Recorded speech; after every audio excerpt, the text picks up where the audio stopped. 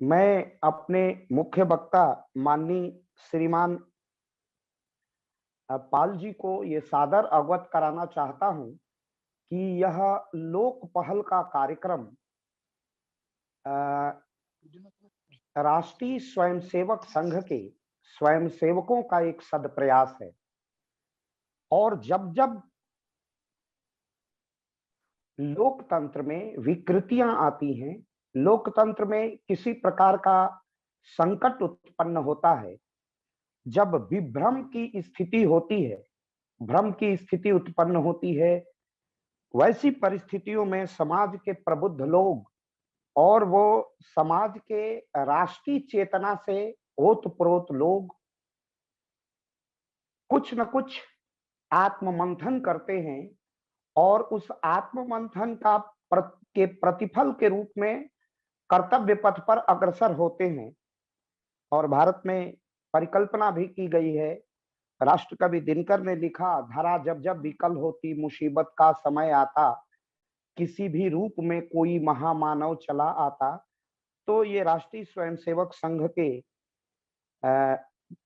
संघ आयु जिनकी अधिक है, ऐसे ही राष्ट्रवादी चिंतन से ओतप्रोत व्यक्तियों का एक सांगठनिक स्वरूप है लोक पहल।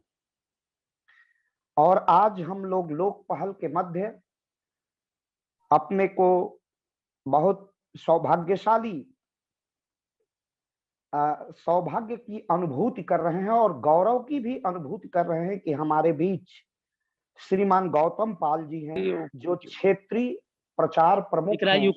भावे ऋषिकेश डिस्टर्ब हो रहा है कुछ, तो हमारे बीच आज हैं श्रीमान गौतम पाल जी, जो किसी परिचय के मोहताज नहीं है। श्रीमान गौतम पाल जी राष्ट्रीय स्वयंसेवक संघ के आनुषांगिक संगठन सेवा भारती प्रकल्प है, जो हमारा बहुत विशिष्ट प्रकल्प है, उस प्रकल्प के आप क्षेत्रीय प्रचार प्रमुख हैं पश्चिमी क्षेत्र के। आप स्टार प्रमोटर है ऑल इंडिया फुटबॉल फेडरेशन के, और इसके साथ एक उद्भट राष्ट्रीय चिंतक विचारक तो है ही है। अपने कर्तव्य के प्रति कटिबद्ध एक ऐसा स्वयंसेवक, एक ऐसा विचारक जिसने अपनी दिव्यांगता को अपनी कमी नहीं, अपने गुण के रूप में परिवर्तित कर देता है। ऐसी जिजीविषा, ऐसी दृढ़ इच्छा शक्ति कि जिनके चिंतन पर, जिनके निवेदन पर और आत्मनिवेदन पर माननीय प्रधानमंत्री भारत सरकार, भारतीय गणराज्य के माननीय प्रधानमंत्री श्री नरेंद्र भाई मोदी ने अपने मन की बात के प्रथम संस्करण में ही आपका नामोल्लेख किया, आपकी परिचर्चा की और उस बात को अपने नीति निर्माण और निर्णय निर्माण में समाहित किया। ये एक अद्भुत परिघटना थी, अद्भुत बात थी, जो मैं आपको बताना चाहता हूं। इस लोक पहल के मुख्य कार्यकारी स्वयंसेवक के रूप में डॉक्टर वीके सिंह साहब, जो इलाहाबाद विश्वविद्यालय से, प्रयागराज से हैं। डॉक्टर आलोक चौहान जी अभियांत्रिकी संस्थान मेरठ के निदेशक हैं और हमारे संपूर्ण लोक पहल के मीडिया के प्रभार को देखते हैं। आज आभासी माध्यम से हम इतने लोग जुड़ रहे हैं, उसका श्रेय भी आपको जाता है। तकनीकी पक्ष को देखते हैं श्रीमान आयुष त्यागी जी, और बीएचयू से डॉक्टर संतोष कुमार सिंह जी इस लोक पहल के दृढ़ स्तंभ हैं, जो पूर्वांचल को और काशी को देखते हैं, जहां से हमारे माननीय प्रधानमंत्री जी सांसद हैं। अब श्रीमान गौतम पाल जी ने एक प्रयास अपना बौद्धिक किया है, दूसरा प्रयास शासन सत्ता के लिए और दिव्यांग जनों के लिए कितनी योजनाएं हैं, उन योजनाओं का एक संकलन किया है और अपने क्षेत्र विशेष में अथक प्रयास किया है। ऐसे ही वक्ता के रूप में मैं डॉक्टर श्रीमान गौतम पाल जी हम लोगों के बीच है, और लोक पहल का एक मान्य परंपरा है कि हम अपनी वक्ता का परिचय अपने विशिष्ट प्रस्तुति के माध्यम से देते हैं।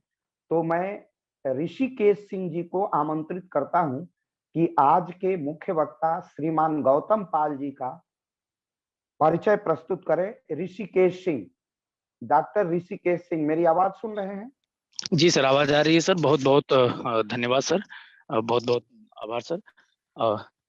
सर दरअसल मेरा वीडियो जो है शायद वीडियो की बात छोड़िए, आप ऑडियो से बोलिए। उसको जी बोलने कोई जरूरत नहीं है कि वीडियो है कि नहीं। जी सर, जी सर। तो मैं इस चीज के लिए पहले तो माफी चाहूंगा। सर ने जैसी की जिम्मेदारी मुझे दी है, मैं सबसे पहले सर का आभार प्रकट करता हूँ। जैसा कि सर ने बताया ही है कि लोकपहल जनता एवं सरकार के मध्य संवाद एवं सहभागिता को स्थापित करने का एक साझा मंच है, जो कि एक सक्रिय सामाजिक एवं राजनीतिक हस्तक्षेप भी है।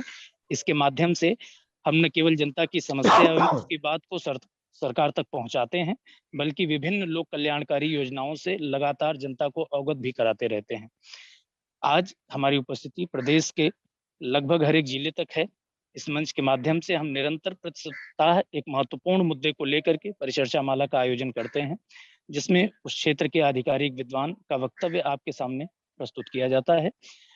इस मंच के द्वारा अब तक हमने दलित उत्थान में वर्तमान सरकार का योगदान, राजनीति में जातिवाद एवं अपराधीकरण की समस्या, इसके साथ साथ राष्ट्रीय शिक्षा नीति एवं ओडीओपी कार्यक्रम जैसे तमाम महत्वपूर्ण कार्यक्रमों का न केवल आयोजन करवाया, बल्कि उस विषय पर उस क्षेत्र के विशिष्ट वक्ताओं को भी हमने आमंत्रित किया, उससे संबंधित प्रश्नों को लिया और उनकी समस्याओं को न केवल उठाया, बल्कि उसके समाधान से संबंधित यथासंभव प्रयास भी किया। इसी कड़ी में आज हम दिव्यांगजनों के कल्याण में योगी सरकार की भूमिका जैसे महत्वपूर्ण मुद्दे को लेकर के इस परिचर्चा माला में उपस्थित हुए हैं। और इस महत्वपूर्ण मुद्दे पर वक्तव्य के लिए आज हमने जिस एक विशिष्ट एवं प्रखर ओजस्वी वक्ता को आमंत्रित किया है, उनका नाम है गौतम पाल सर।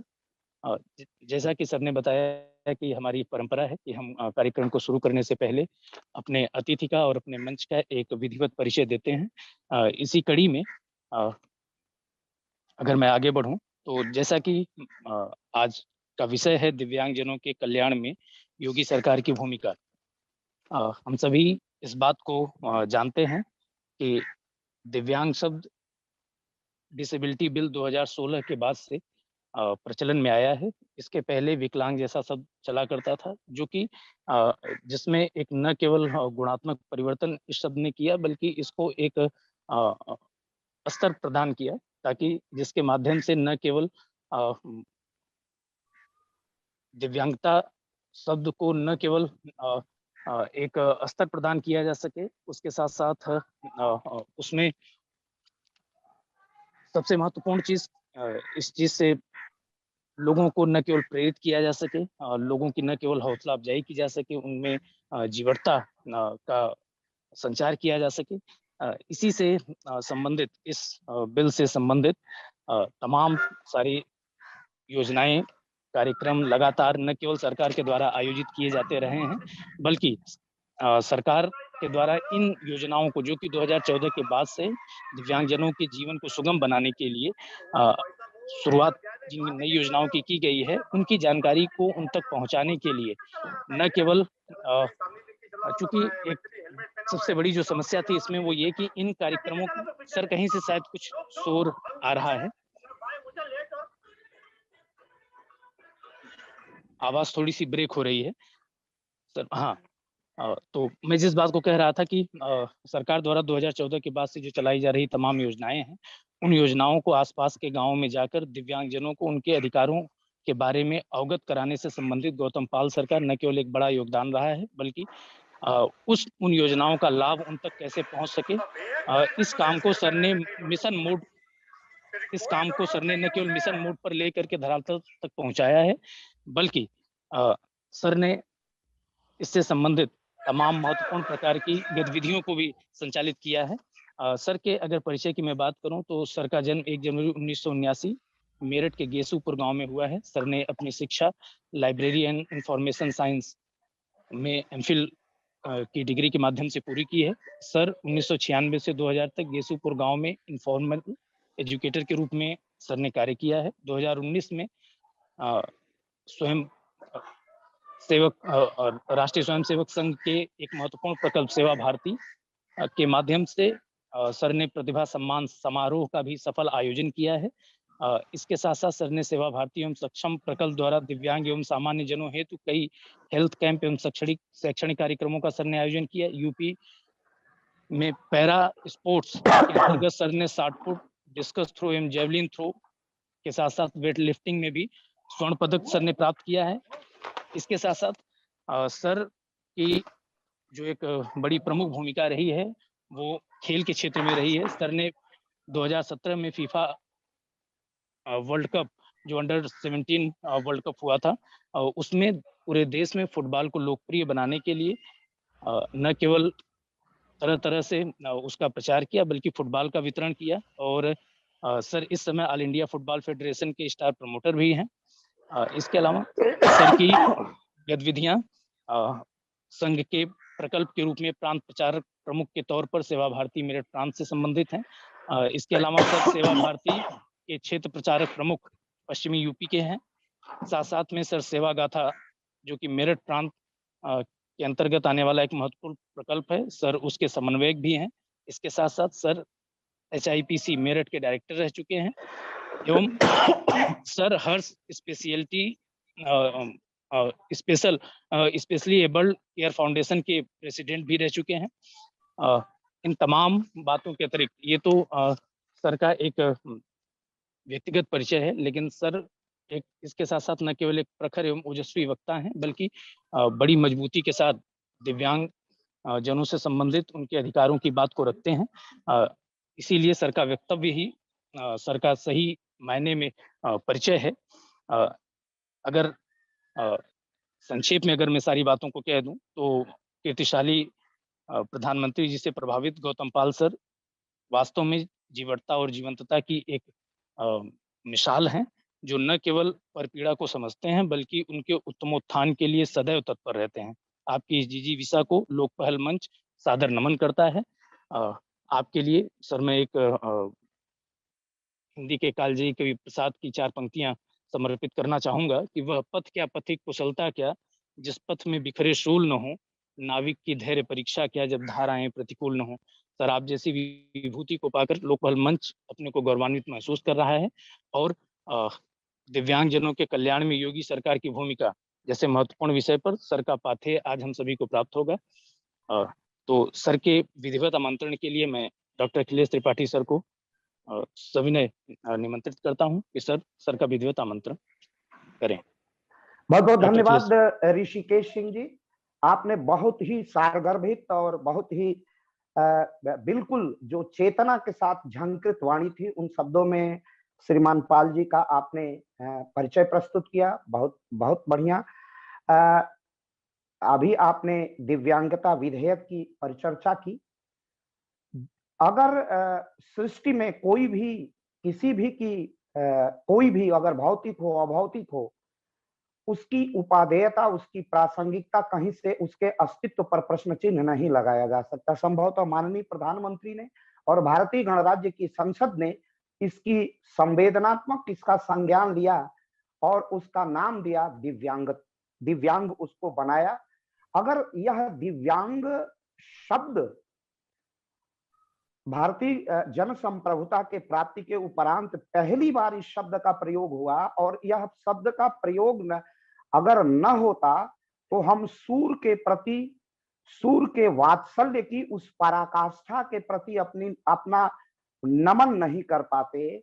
हम ऐसे ही अनेकानेक जो नाम हैं उनको हम नमन नहीं कर पाते और उसे राष्ट्र की मुख्य धारा में शामिल नहीं कर सकते हैं और उनकी उपयोगिता को उनकी प्रासंगिकता को हम रेखांकित नहीं कर पाते। यह डिसेबिलिटी विधेयक में बिल ने और उसके एक्ट के बन जाने के बाद एक जब वह विधेयक अधिनियम में परिवर्तित होता है तो यह राष्ट्र अपने उन महान सपूतों को जो अतीत में थे, जिसमें सूर जैसे कवि थे, अगर सूर जैसा नायक और सुर जैसा गायक, कृष्ण जैसा नायक मिल जाता है तो भारत बनता है। ऐसे ही अनेकानेक, वैसे ही कड़ी में एक कड़ी का नाम है श्रीमान गौतम पाल जी। मैं विनम्रता पूर्वक आज के विषय पर पाथेय के लिए, अपने उद्बोधन के लिए श्रीमान गौतम पाल जी को आमंत्रित करता हूं। जी नमस्ते डॉक्टर साहब। जैसा ऋषिकेश जी ने बताया, जैसे डॉक्टर अखिलेश जी ने बताया, इतना सब कुछ मेरे बारे में बता दिया। ऐसा मैं नहीं हूं, ऐसा जैसा आपने बताया ऐसा बनने का मैं प्रयास करूंगा। संघ के स्वयंसेवक हैं, कार्यकर्ता हैं, और अपना जो देश के लिए, राष्ट्र के लिए जो हमारा फर्ज है वो हम करते चले आ रहे हैं और सभी उसी कार्य को आगे बढ़ा रहे हैं। बहुत धन्यवाद आपका। आज जो विषय है दिव्यांगजनों के कल्याण में योगी सरकार की भूमिका, तो सबसे पहले मैं ये कहूंगा कि दिव्यांगता अभिशाप नहीं है, और यदि इस कथन को पूरा किया है तो वो मोदी जी और योगी जी की डबल इंजन की सरकार ने किया है। योगी जी ने जो दिव्यांगों के प्रति अपना समर्पण दिखाया है, और वो केंद्र सरकार के द्वारा जो चलाई जा रही योजनाओं को आगे बढ़ाने का कार्य किया है, उससे उत्तर प्रदेश के लगभग 42 लाख दिव्यांगजन, 41 लाख कुछ दिव्यांग हैं, टोटल 42 लाख के करीब दिव्यांगजन हैं, आज खुद को गौरवान्वित महसूस कर रहे हैं। और जो दिव्यांगता की बात अभी आप कर रहे थे, जो 2016 में डिसेबिलिटी बिल लागू हुआ, माननीय प्रधानमंत्री जी ने उस वक्त, मुझे ध्यान है, विपक्ष जो है हमला बोल रहा था और एक ही बिल पास हुआ था, वो डिसेबिलिटी बिल पास हुआ था जो कि दिव्यांगों के लिए था और जिसका सबने समर्थन किया था। तो उस बिल को आने के बाद जो दिव्यांगों को एक सम्मान मिला है, एक अधिकार मिला है, जो उनको, यदि कोई अपशब्द भी बोलता है दिव्यांग को, उसमें भी उनको एक राइट मिला है कि यदि किसी ने अपशब्द बोला है तो वो उसमें एफआईआर करने का प्रावधान है। तो जो हमारा डिसेबिलिटी बिल है उसमें बहुत सारी चीजें हैं, कुछ चीजों को मैं बताऊंगा। और जैसे कि सरकार की योजनाएं, जो कि अपनी उत्तर प्रदेश और केंद्र सरकार की योजनाएं, ऐसी योजनाएं जो कि हम लोगों को दिव्यांगजनों तक पहुंचानी चाहिए। बहुत सारी सरकार की योजनाएं हैं, वो केंद्र सरकार के द्वारा, प्रदेश सरकार के द्वारा जनहित में दिव्यांगों के लिए जारी की हुई हैं, मगर कुछ दिव्यांगजन ऐसे हैं जो कि ग्रामीण परिवेश के हैं, देहात परिवेश से आते हैं, उनको उसकी जानकारी नहीं मिल पाती है, और वही जानकारी जो है देने का कार्य, उन लोगों को जागरूक करने का कार्य योगी सरकार ने जो है लगातार किया है। 2014 से जो है मोदी जी ने दिव्यांगों के लिए जगह जगह खेल कराए हैं, उनको इंस्ट्रूमेंट वितरित कराए हैं, और उसी प्रकार जो है जब जरूरत पड़ी, क्योंकि प्रधानमंत्री मोदी जी ने जो है जो दिव्यांगों के प्रति एक समर्पण, जो उनके मन में एक भाव है उनके प्रति, क्योंकि जब वो गुजरात के चीफ मिनिस्टर थे तब वो गुजरात में जो है एशियन गेम कराते थे, वहां पूरे दुनिया से जो दिव्यांगजन आते थे और ऐसा एक विश्वास का माहौल वहां बनाते थे। उनके मन में वो जो संवेदना थी, जो दिव्यांगों के प्रति एक समर्पण था, जो एक भाव था, उसी के चलते जो है 2016 में 2 साल बाद ही डिसेबिलिटी बिल लागू हुआ। और बिल लागू होने के बाद में जो है बहुत सारी चीजें, जैसे कि हम सुगम भारत अभियान की बात करें, उसके तहत जो है जितने भी सरकारी इमारतें हैं उनके अंदर रैंप की व्यवस्था की गई, लिफ्ट की व्यवस्था की गई, और तमाम चीजें जो दिव्यांगों के लिए सुविधा दी जा सकती थी वो जो है उसके तहत दी गई। जैसे कि एक हम बात करें यूनिक आईडी कार्ड, जो कि दिव्यांग को पूरे भारत में पहले जो होता था उसका हैंडीकैप सर्टिफिकेट होता था, वो सर्टिफिकेट जो है सिर्फ उसके प्रदेश तक सीमित रहता था। यूडीआईडी कार्ड बनने से जो है पूरे देश भर की जो भी सरकारी योजनाएं हैं उसके द्वारा उसको जो है लाभ मिला है। ऐसी बहुत सारी और भी योजनाएं हैं। मैंने एक जो है पावर पॉइंट प्रेजेंटेशन बनाया हुआ है, उसके माध्यम से मैं कुछ चीजों पर प्रकाश डालूंगा और आपको जो है साझा करूंगा।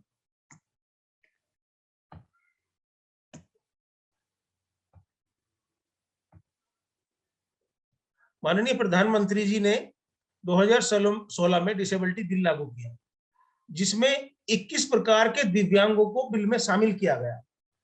वो 21 प्रकार के जो दिव्यांग हैं, यदि मैं आपको बताना चाहूं तो वो इस प्रकार हैं। नंबर 1, दृष्टिबाधित, कम दृष्टिबाधित, कुष्ठ रोग, सुनवाई हानि, लोकोमीटर, बोनेवाद, बौद्धिक दिव्यांगता, मानसिक बीमारी, सेरेब्रल पाल्सी, मस्कुलर डिस्ट्रोफी, गंभीर न्यूरोफिजिकल, थैलेसीमिया, विशिष्ट शिक्षण दिव्यांग, मल्टीपल स्ट्रोफी, एसिड आक्रमण, बहरापन, पार्किंसंस रोग, स्किल सेलग्राम, हेलोफीनिया, भाषा और भाषण दिव्यांगता। इस प्रकार जो 21 प्रकार के जो दिव्यांग हैं, पहले 7 प्रकार के दिव्यांग जो है, दिव्यांगता के जो थे प्रकार वो 7 थे। 2016 में जब डिसेबिलिटी बिल लागू हुआ तो उस बिल में 21 प्रकार के दिव्यांगों को शामिल किया गया। क्योंकि पहले ये रहता था किसी का हाथ कटा हुआ है, किसी की उंगली कटी हुई है, तो उसको उसका लाभ नहीं मिल पाता था।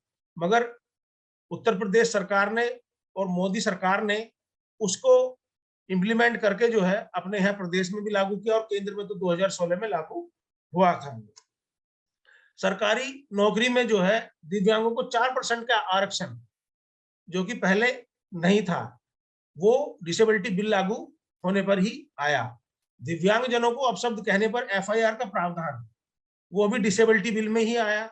सुगम्य भारत अभियान के तहत सभी सरकारी इमारतों में रैंप और लिफ्ट की व्यवस्था कराई गई। ये एक बहुत बड़ी सुविधा दिव्यांगों के लिए हुई है, जो कि पहले दिव्यांगों को किसी सरकारी दफ्तर में जाने में कठिनाई होती थी। जिसको व्हीलचेयर पे जाना होता था वो वहां सीढ़ियों पर नहीं चढ़ पाता था, मगर रैंप की व्यवस्था की वजह से बहुत आसान हुआ। और सबसे विशेष बात इसके अंदर दिव्यांग जनों के लिए जिला दिव्यांगजन कोर्ट की व्यवस्था की गई है। अगर दिव्यांग जन की कोई परेशानी होती है कोर्ट से संबंधित, तो उसको सामान्य कोर्ट में जाने की आवश्यकता नहीं है। उसके लिए स्पेशल कोर्ट, जो कि जिला अधिकारी के माध्यम से ही उसको वहां वो DM के कार्यालय से संबंधित होता है, उसकी जो भी प्रॉब्लम है वो वहां सुनी जाएगी। उत्तर प्रदेश में जो है दिव्यांगों की संख्या लगभग 41,57,514 है, जो कि उत्तर प्रदेश की आबादी का 2.08% है। मैं कुछ सरकार की योजनाओं पर प्रकाश डालना चाहता हूं। ये वो सरकार की योजनाएं हैं जो कि दिव्यांगों तक पहुंच जाएं, क्योंकि सरकार पहुंचाने का कार्य कर रही है, तो उनको बहुत बड़ा लाभ मिलेगा। इनकम टैक्स की जो रिटर्न फाइल करते हैं हम, उसमें दिव्यांग जनों को छूट मिलती है। उसके दिव्यांग प्रमाण पत्र के हिसाब से जो है उसमें उसको छूट मिलती है। नगर निगम के गृह कर व जल कर में दिव्यांग प्रमाण पत्र के हिसाब से जो है प्रतिशत के अनुसार उसको छूट मिलती है। यानी कि जिस दिव्यांग के नाम पे उसका घर है और नगर निगम के वो अंडर में आता है, तो नगर निगम में उसको जो है गृह कर और जल कर पे करने की आवश्यकता नहीं है, और उसके जो दिव्यांग की परसेंटेज है उसके हिसाब से ही उसको पे करना पड़ेगा। यदि 100% डिसेबल्ड है तो उसको जो है एक भी रुपया जमा नहीं करना है। घर जमीन का बैनामा कराने में स्टाम्प शुल्क में छूट मिलती है। यानी कि यदि कोई दिव्यांग अपना घर खरीदता है या प्लॉट खरीदता है, उसके लिए दिव्यांग प्रमाण पत्र के हिसाब से जो उसके दिव्यांग प्रमाण पत्र में उसको डिसेबिलिटी दी हुई है, यानी कि किसी को 50% है, किसी को 60% है, उसी के प्रतिशत के अनुसार उसको स्टाम्प शुल्क में जो है छूट मिलती है। जिन दिव्यांग जनों की वार्षिक आय 30,000 रुपए है, उनको 2,500 रुपए प्रति माह समाज कल्याण विभाग से पेट्रोल की सब्सिडी मिलती है। ये योगी सरकार की ऐसी योजनाएं हैं जो कि उत्तर प्रदेश के दिव्यांगजन जिनका लाभ उठा रहे हैं और खुद को गौरवान्वित महसूस कर रहे हैं। जो दिव्यांगजन दृष्टि बाधित हैं, उनको हवाई जहाज में यात्रा फ्री है एयर इंडिया में। दिव्यांगजनों को रेल में, बस में दिव्यांग प्रमाण पत्र के अनुसार यात्रा में छूट मिलती है। रेल में यात्रा के दौरान सहायक का रिजर्वेशन आवश्यक है। अब ये जो दिव्यांग प्रमाण पत्र होता था जो रेल में जिसमें हम यात्रा करते थे, वो डीआरएम दिल्ली ने पूरे भारत के दिव्यांगों के लिए ई कार्ड बनाने का एक प्रोसीजर काफी साल पहले, 1-2 साल पहले शुरू कर दिया है। उस ई कार्ड का सबसे बड़ा बेनिफिट दिव्यांग को यह मिलता है कि जो पहले दिव्यांग रिजर्वेशन विंडो पे जाकर अपना रिजर्वेशन कराता था, अब उसको वो ई कार्ड बनाने के बाद उस ई कार्ड से वो खुद ही उसकी आईआरसीटीसी की वेबसाइट पर जाकर दिव्यांगजन खुद जो है उसको अपना रिजर्वेशन कर सकते हैं, मनचाही सीट ले सकते हैं। और एक और प्रोसीजर इसमें बदला है रेलवे ने, पहले सहायक का रिजर्वेशन आवश्यक था, यानी कि जो दिव्यांग है उसके साथ में एक सहायक आवश्यक था, अब उसका भी हमें पे करना पड़ता था। यदि दिव्यांगजन चाहे, वो खुद यात्रा करना चाहता है, अपने सहायक को अपने साथ नहीं ले जाना चाहता, तो उसका रिजर्वेशन उस सहायक का कट जाएगा, उसका रिजर्वेशन हो जाएगा। तो एक इसमें ये नया इम्प्लीमेंट हुआ है। तो ई टिकट का सबसे बड़ा बेनिफिट ये हुआ है कि उसको बुकिंग विंडो पर जाने की आवश्यकता नहीं है रेलवे स्टेशन, वो अपने घर से ही उसको रिजर्वेशन को कर सकता है। दिव्यांगजनों को शादी करने के लिए दिव्यांग विभाग से 20,000 रुपए मिलते हैं, यानी कि जो दिव्यांग भाई है और दिव्यांग बहन है, यदि दोनों दिव्यांग है तो उनको 30,000 रुपए शादी के लिए मिलते हैं। दिव्यांगजनों को छोटा रोजगार करने के लिए 10,000 रुपए का लोन दिव्यांग विभाग से मिलता है, दिव्यांगजन सशक्तिकरण विभाग से मिलता है। दिव्यांगजनों को गाड़ी खरीदने में गाड़ी पर लगने वाली जीएसटी माफ होती है, यानी कि ये बहुत बड़ा लाभ। दिव्यांगजन ये चाहते हैं कि उनका खुद का व्हीकल हो, खुद की उनकी गाड़ी हो, और वो यदि इस लायक नहीं है कि वो गाड़ी खरीद पाए तो उनको सरकार कुछ लाभ दे। तो ऐसा लाभ जो है गाड़ी में उनको बहुत बड़ा लाभ है, क्योंकि मैं ये लाभ उठा चुका हूँ। उत्तर प्रदेश सरकार, माननीय योगी जी की सरकार ने ही जो है ये लाभ मुझे दिया है। 2017 में मैंने एक गाड़ी खरीदी थी, उसमें मुझे 5 लाख रुपए की छूट मिली। तो जो उसकी जीएसटी थी 3-3.25 लाख रुपए की छूट वो मिली। फिर उसमें जो है जीएसटी के साथ साथ जो आरटीओ का रजिस्ट्रेशन था, आरटीओ का रजिस्ट्रेशन मात्र 50 रुपए में हुआ। उसके साथ साथ इंश्योरेंस में भी छूट मिलती है।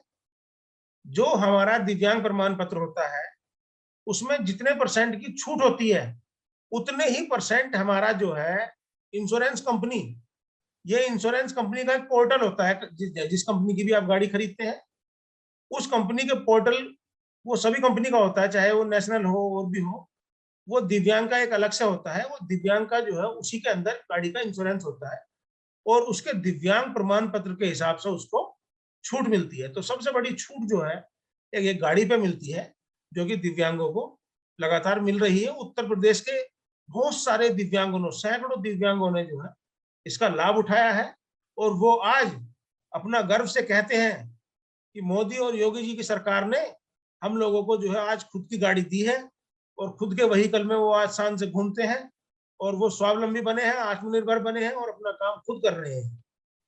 उच्च शिक्षा में एमफिल या पीएचडी करने के लिए दिव्यांगजनों को राजीव गांधी फेलोशिप से 200 दिव्यांगजनों को स्कॉलरशिप मिलती है। दिव्यांगजनों को घर बनाने के लिए, रोजगार करने के लिए national handicap finance and development corporation की ओर से कम प्रतिशत पर लोन दिया जाता है। ये गाड़ी खरीदने के लिए भी लोन दिया जाता है। यदि किसी दिव्यांग पर पैसे की कमी है और वो लोन लेना चाहता है तो वो जो है national handicap finance and development corporation की ओर से जो है कम प्रतिशत पर लोन उठा सकता है।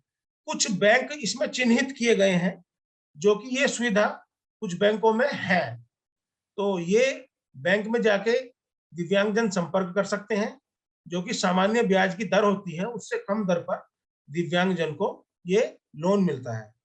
जिन दिव्यांगजनों की उम्र 21 से 30 वर्ष है और वो 10वीं पास है और सालाना इनकम 50,000 है, वो ministry of petroleum and natural gas की ओर से गैस की एजेंसी में पेट्रोल पंप खोलने के योग्य है। ये बहुत बड़ी एक सुविधा दिव्यांगजनों को मिली हुई है, जो कि दिव्यांगजन इसका फायदा उठा रहे हैं। कुष्ठ व्यवस्था पेंशन जो कि दिव्यांगों को मिलती है, पहले जो है कुष्ठ रोगियों के लिए, कुष्ठ रोगी जो होते थे उनको जो है बड़ी ही दूसरी निगाह से देखा जाता था। ऐसा सुनने में आया है कि पहले जब किसी सरकारी कर्मचारी को कुष्ठ रोग हो जाता था, ये एक किस्सा मैंने सुना था कि उसको जो है नौकरी से भी निकाला जाता था।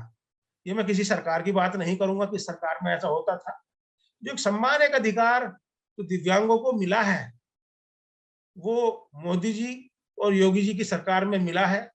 जो दिव्यांगों की परेशानी को समझने वाले हमारे मोदी जी, योगी जी, उनके चेहरे के भाव से ही, उनके मन से ही, वो जो उनके मन में जो पीड़ा झलकती है दिव्यांगों की प्रति, वो छुपती नहीं है, वो उसको इम्प्लीमेंट करते हैं। हम 300 रुपये पेंशन थी दिव्यांगों की, एक ही बार में 1000 महीना पेंशन वो हमारे योगी जी ने की। दिव्यांगजन के पुनर्वासन हेतु दुकान निर्माण, दुकान संचालन योजना वो योगी जी की सरकार ने की। निशक्तता निवारण हेतु शल्य चिकित्सा अनुदान वो योगी जी की सरकार ने की।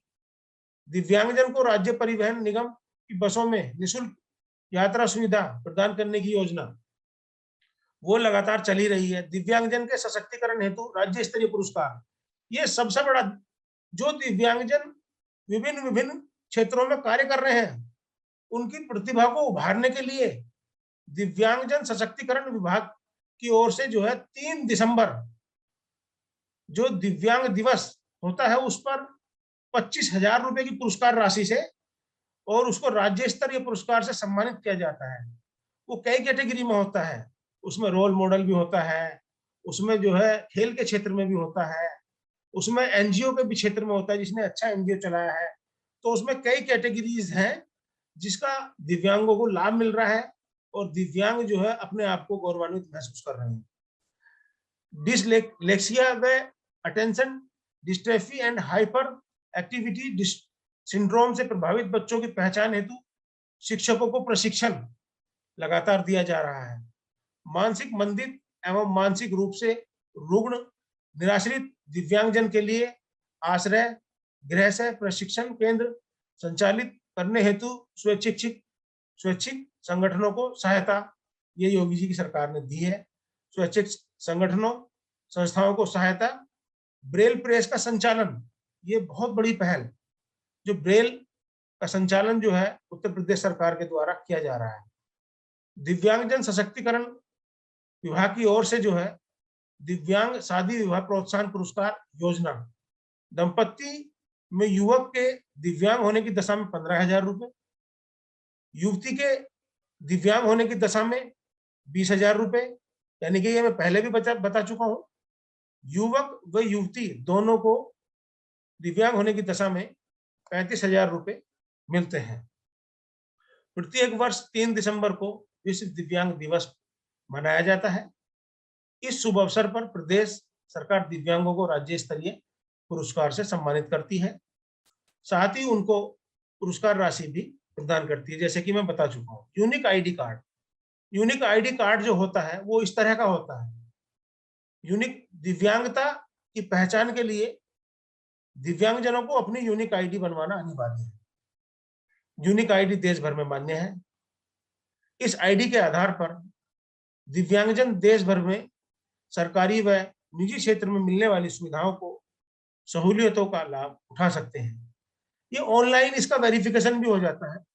यदि किसी का चेक करना है तो जो यूनिक आईडी कार्ड है इसमें, उसको आप ऑनलाइन, जो अपनी एक वेबसाइट है, स्वावलंबन वेबसाइट है, जो कि सामाजिक न्याय अधिकारिता मंत्रालय के अंडर में आती है, उस वेबसाइट पर जाकर जिन दिव्यांग जन की यूनिक आईडी कार्ड नहीं बने हैं वो अपनी यूनिक आईडी कार्ड के लिए रजिस्ट्रेशन करा सकते हैं। बहुत सिंपल सा उसका प्रोसीजर है।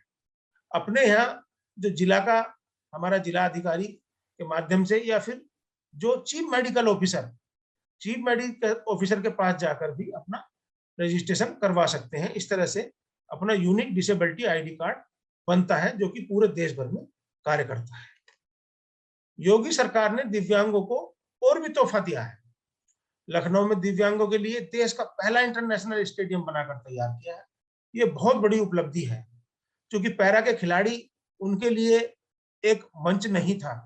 आज जो है जो पैरा के खिलाड़ी हैं, जो इंटरनेशनल स्टेडियम बना है दिव्यांगों के लिए लखनऊ में, वो उनके लिए पूरे यहाँ से जो है खिलाड़ी निकलेंगे और दुनिया भर में नाम रोशन करेंगे इस स्तर पर। पैरा ओलंपिक और एशियाड जैसे खेलों का हो सकेगा आयोजन, यानी कि ये बहुत बड़ी जो है योगी सरकार की उपलब्धि है। और ये पहल सिर्फ और सिर्फ माननीय प्रधानमंत्री जी और योगी जी के ही करकमलों द्वारा हो सकता है था, और आज वो हमारे सामने है। बास्केटबॉल, बैडमिंटन के अलावा जिम व एथलेटिक्स ट्रैक भी बनवाया गया है, तो ये भी एक बहुत बड़ी पहल है। दिव्यांगजनों को जो है एक ट्रैक मिला है और दिव्यांगजनों को अपने आप को जो है आगे बढ़ने के लिए अवसर मिला है।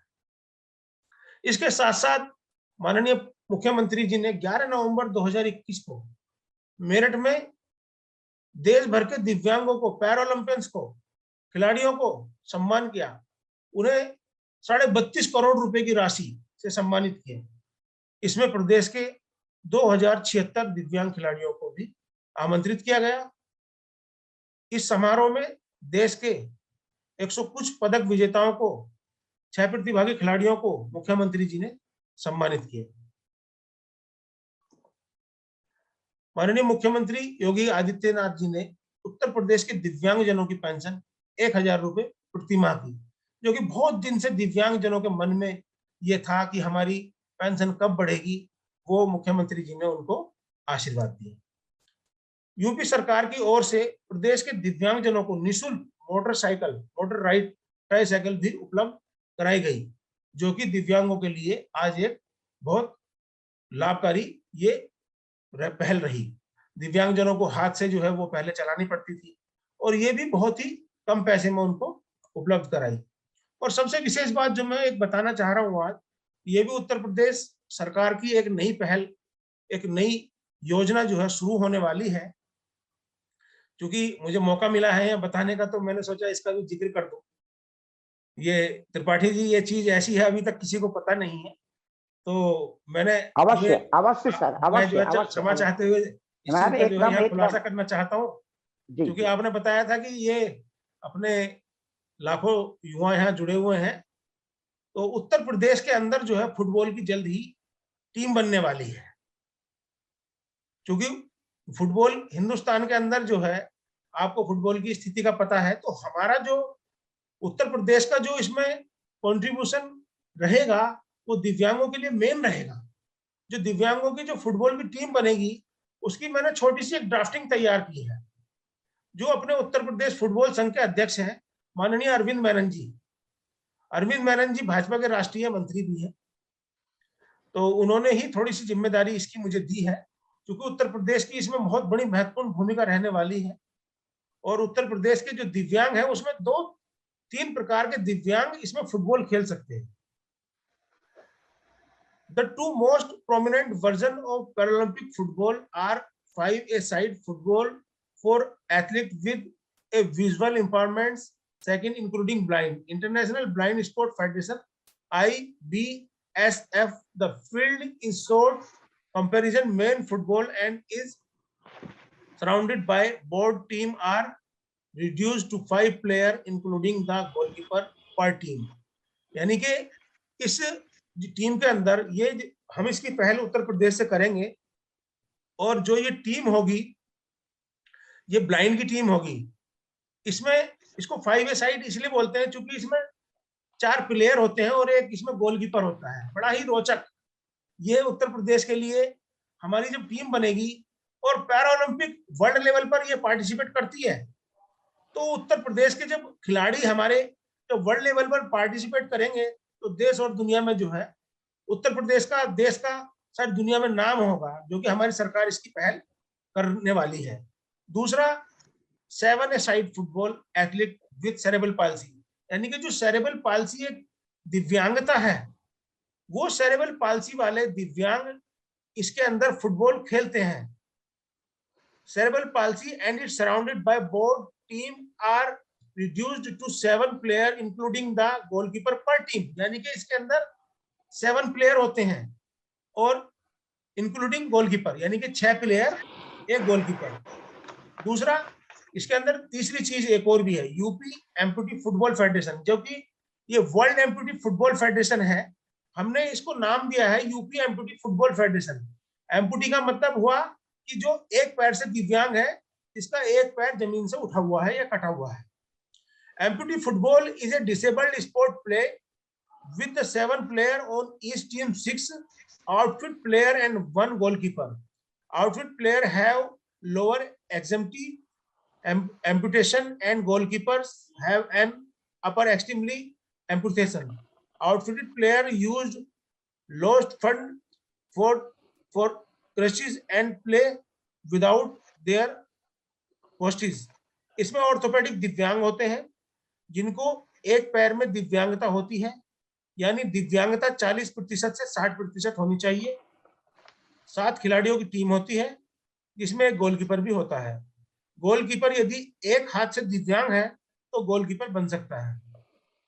खेल 40 मिनट का होता है, यानी 20-20 मिनट के 2 हाफ। मैदान का साइज 20 बाई 40 मीटर चौड़ा होता है। धन्यवाद।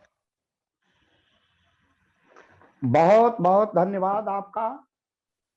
आपने बहुत शानदार जानकारी प्रस्तुत की, जो हम लोगों के लिए भी बिल्कुल, हम लोग तो इसकी परिकल्पना नहीं कर सकते थे कि उत्तर प्रदेश सरकार और भारत सरकार ने जो दिव्यांगता अधिनियम 2016 में इतने प्राविधान किए गए हैं। उत्तर प्रदेश सरकार ने क्या प्राविधान किया है, माननीय प्रधानमंत्री ने गुजरात के मुख्यमंत्री रहते हुए ओलंपिक खेल कराए हैं, यह अद्भुत है।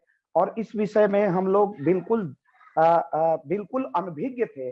और जब हमारे जैसे विश्वविद्यालय में, महाविद्यालय में पढ़ाने वाले लोग अनभिज्ञ हैं, तो उनकी स्थिति क्या होगी जो ग्रामीण अंचलों में, सुदूर ग्रामीण अंचलों में रहते हैं और दिव्यांग हैं और जिन तक इंफॉर्मेशन नहीं है, खास करके शासन के बहुत ही महत्वपूर्ण जो निर्णय हैं, जो निर्णय निर्माण है, जो नीति निर्माण है, उनसे लोग अपरिचित हैं। ऐसे अपरिचित लोगों से, अपरिचित तथ्यों से उनके दिव्यांग जनों के लिए भारत सरकार की और उत्तर प्रदेश सरकार की जो लोक कल्याणकारी योजना है, जो पेंशन में वृद्धि हुई है, जो ई कार्ड है, और ई कार्ड के लिए वो स्वयं अपनी पहल कर सकते हैं। इन सारे विषय में 200 दिव्यांग जनों के लिए राजीव गांधी फेलोशिप दी जाती है शिक्षा के क्षेत्र में। वो एमफिल पीएचडी कर सकते हैं। ऑनलाइन वेरिफिकेशन की सुविधा है। और सबसे एक महत्वपूर्ण जानकारी, जैसा कि हमारे माननीय पाल जी ने बताया कि एक इंटरनेशनल हम बनाने जा रहे हैं खेल का मैदान लखनऊ में। इसके विषय में हम लोग स्वयं अनभिज्ञ थे। माननीय मुख्यमंत्री जी ने 11 नवंबर को भारत के विभिन्न अंचलों के और उत्तर प्रदेश के विभिन्न अंचलों के दिव्यांग जनों को सम्मानित किया। पेंशन की धनराशि बढ़ा करके 1000 की गई। उत्तर प्रदेश फुटबॉल टीम का गठन किया जा रहा है। अरविंद मेनन जी, जिसके प्रदेश के फेडरेशन, फुटबॉल फेडरेशन के अध्यक्ष हैं, जिसमें हमारे माननीय गौतम जी स्वयं सहयोग कर रहे हैं और उनकी फुटबॉल तो उनका विशेष अभिरुचि का खेल है। इन सारे आयामों को आपने स्पर्श किया, उनके उसके विधित पक्ष को देखा। उसके दिव्यांगजनों के लिए कोई व्यक्ति किसी प्रकार के अपशब्दों का प्रयोग नहीं हो सकता है। प्रथम सूचना रिपोर्ट जिसमें दर्ज कराई जा सकती है। इन तमाम प्राविधानों को, जो सामाजिक अभिशाप एक समय बना था, वह सामाजिक अभिशाप वह आज पुण्य में परिवर्तित हुआ है। और ये सरकारों का सदप्रयास है। और लोकतंत्र में जब तक हम अपनी सुदृढ़ आवाज को स्थापित नहीं करते हैं, देख नहीं पाते हैं, ऐसा कर नहीं पाते हैं, और सबने ऐसा करके दिखाया है, और जिसमें एक स्तुत्य प्रयास है, स्तुति करने योग्य प्रयास है श्रीमान गौतम पाल जी का।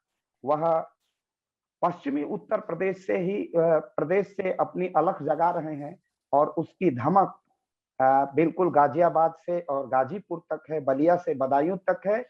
यह धीरे धीरे और प्रसारित होगी और इसमें और 4 चांद लगेंगे, इसमें और श्री वृद्धि होगी। और हम सबकी शुभकामनाएं हैं कि आपको इसी प्रकार, माननीय योगी जी का भी, माननीय मोदी जी ने तो आपका नाम उल्लेख करके अपने मन की बात के प्रथम संस्करण का समारंभ किया था।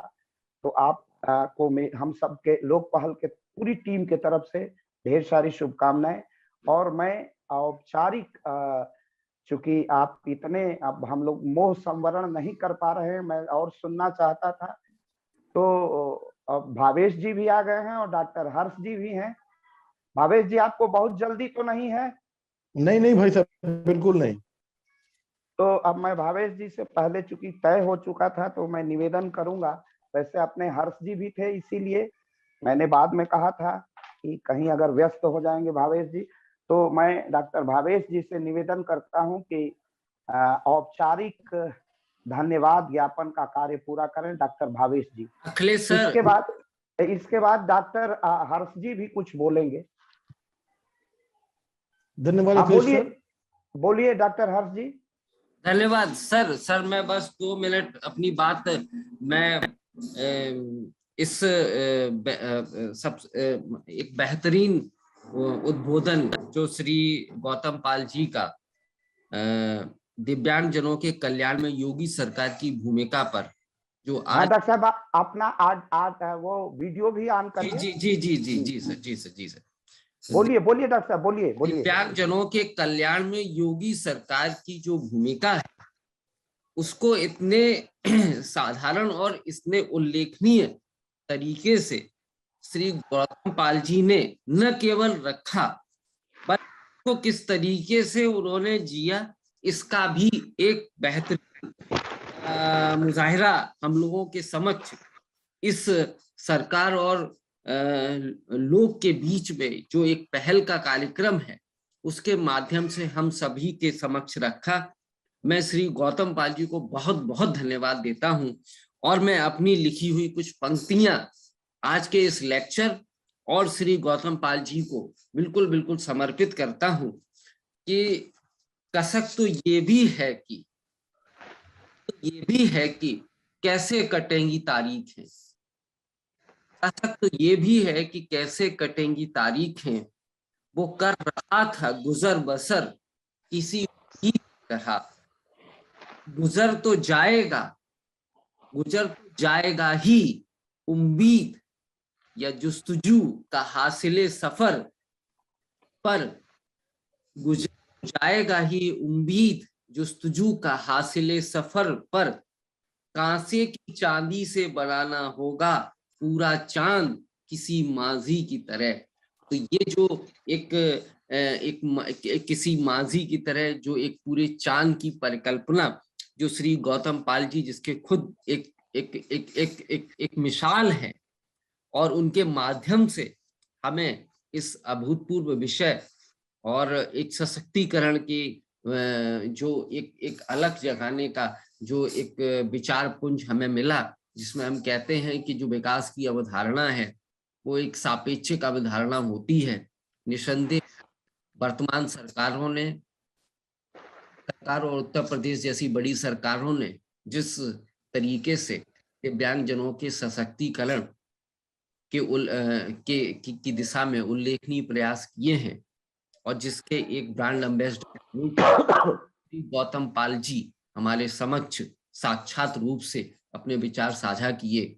मैं लोक पहल के सभी समस्त कार्यकर्ताओं और जो भी फेसबुक के माध्यम से हम सबको सुन रहे हैं वो जरूर श्री गौतम पाल जी के लिए बहुत बहुत आभारी होंगे। धन्यवाद अखिलेश सर, आपने मुझे अपनी बात को साझा करने का मौका दिया। बहुत बहुत धन्यवाद। आपने जो अपनी काव्यमयी प्रस्तुति दी उसके लिए आपको बहुत बहुत धन्यवाद। अब मैं डॉक्टर भावेश जी से निवेदन करूंगा कि हमारे आज के अतिथि के और पूरे लोक पहल के तरफ से अपना औपचारिक धन्यवाद प्रस्तुत करें। श्रीमान डॉक्टर भावेश जी।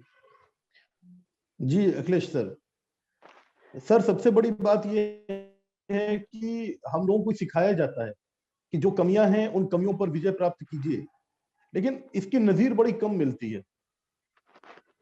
साक्षात गौतम पाल जी एक ऐसे शख्सियत हैं जो इस प्रकार की बातों को चरितार्थ करते हैं, मूर्त रूप में उसको हमारे सामने रखते हैं, समाज के सामने रखते हैं, देश के सामने रखते हैं और ऐसे व्यक्ति से मिलना, ऐसे व्यक्ति को सुनना अपने में एक बहुत ही गर्व का एहसास कराता है। लोक पहल की जो ये परिचर्चा का कार्यक्रम है, हर इसकी कड़ी एक से बढ़कर एक होती है, लेकिन आज की ये कड़ी और भी विशिष्ट है क्योंकि हम सभी के बीच में राष्ट्रीय स्वयंसेवक संघ के प्रकल्प सेवा भारती के पश्चिमी उत्तर प्रदेश के क्षेत्रीय प्रचार प्रमुख के रूप में और साथ ही साथ ऑल इंडिया फुटबॉल फेडरेशन जो अखिल भारतीय स्तर पर फुटबॉल को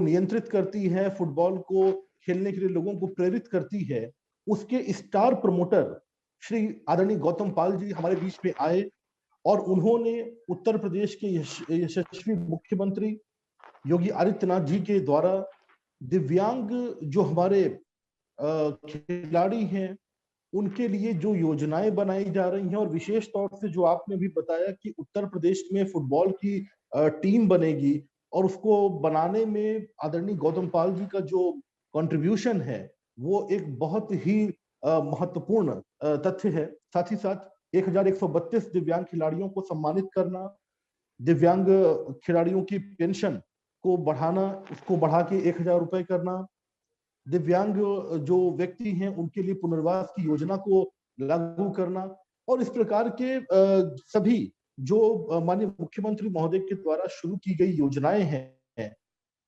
उन योजनाओं को जो आपने हम सभी के सामने रखा, निस्संदेह रूप से इसके लिए हम सभी आपके आभारी हैं।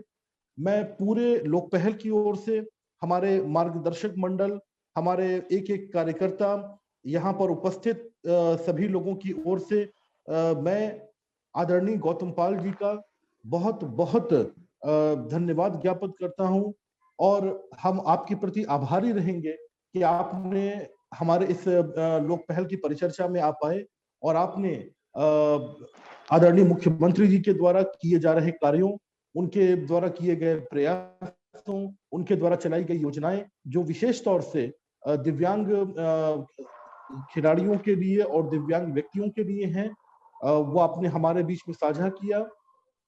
आपके माध्यम से हमसे जुड़े जो हजारों लोग हैं उनको ये सारी सूचनाएं प्राप्त हुई, इसके लिए मैं पुनः एक बार आपका कोटि कोटि धन्यवाद ज्ञापित करता हूं। धन्यवाद अखिलेश सर, बहुत बहुत धन्यवाद। बहुत बहुत धन्यवाद डॉक्टर भावेश जी। श्रीमान गौतम पाल जी स्वयं में एक लोक पहल है, उन्होंने स्वयं पहल की है और हमारे परिवार विचार परिवार के एक अनिवार्य अंग है, तो हमसे दूर है ही नहीं, हमारे परिवार के अंग है, हमारे अभिन्न है, हमारे हिस्से हैं, हमारे प्रिय हैं और उन्होंने ऐसी ऐसी सूचनाएं दी।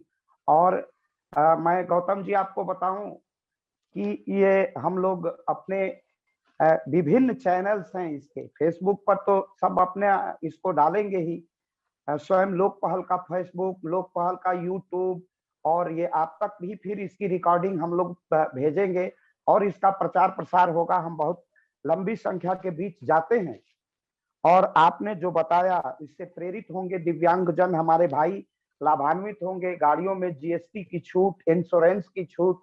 अब ये हम लोगों को मालूम नहीं था, ये हम लोग भी आपसे अभिप्रेरित और आज हम लोग शिक्षित होकर स्वयं शिक्षित करने का सद प्रयास करेंगे, इसको बराबर प्रचारित प्रसारित किया जाएगा। आपका ये जो अभिभाषण है यह लोक पहल पर प्रसारित होगा और निरंतर आगे बढ़ता रहेगा।